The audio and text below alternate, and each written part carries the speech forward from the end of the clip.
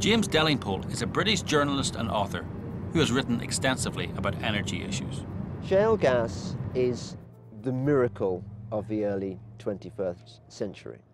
In terms of safety and environmental friendliness and economic efficiency, shale gas is about the best thing going in the world right now.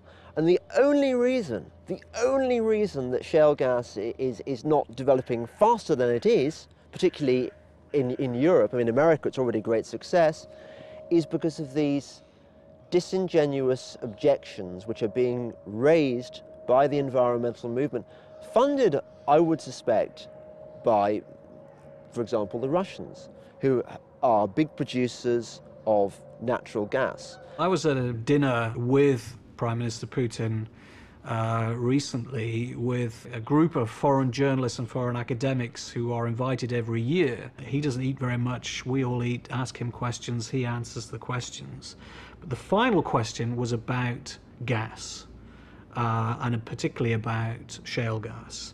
And it was very interesting to see his reaction, and a real illustration, I think, of the concern that shale gas is causing in Russia, because it was one of the few moments in the dinner where Putin really became quite engaged, almost agitated.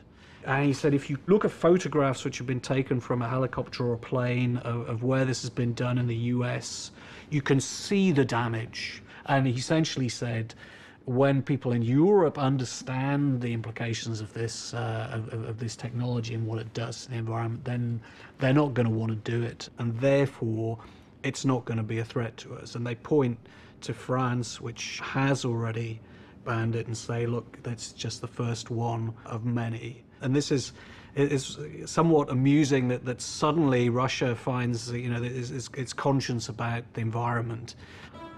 At the moment, all the countries in Eastern Europe are hugely dependent on Russia. They have very few domestic resources of their own, and the European market is the absolutely crucial market for Gazprom, because that's where it makes the bulk of its profit. And of course, Putin himself has very close ties with Gazprom.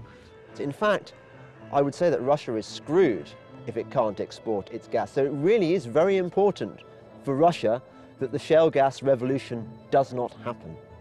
It is also in Russia's interest to fund those environmental groups which are committed to campaigning against fracking. That's how it works.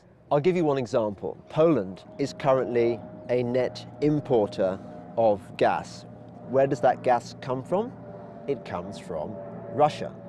The problem with relying on Russia for gas is that Russia now has a proven history of using gas as a kind of tool, or rather blunt instrument of diplomacy. A natural gas crisis looming over Europe has taken a sharp turn for the worse. A contract dispute between Russia and Ukraine has left several cities without natural gas in the dead of winter. Without prior warning, gas supplies to some EU member states have been substantially cut.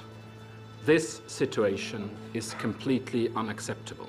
Even in the Cold War, Russia never cut off gas supplies to Europe, but under Mr. Putin, they have twice done so in recent years. So the prospect of becoming gas producers for these countries is a very attractive one indeed. You go to Poland, you hear a lot about it.